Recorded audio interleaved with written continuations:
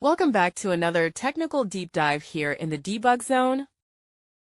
Today we're tackling a big question and breaking it down with insights from other users. Hopefully this clears up some misconceptions and helps you get the answer you need.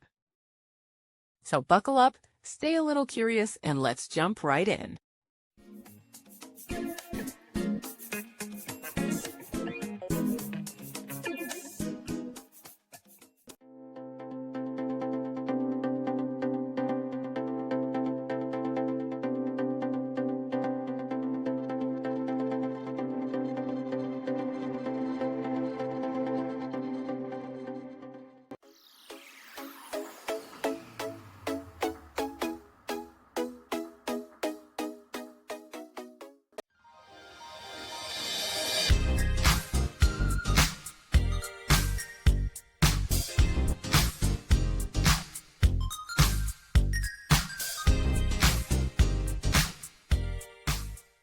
And that's a wrap.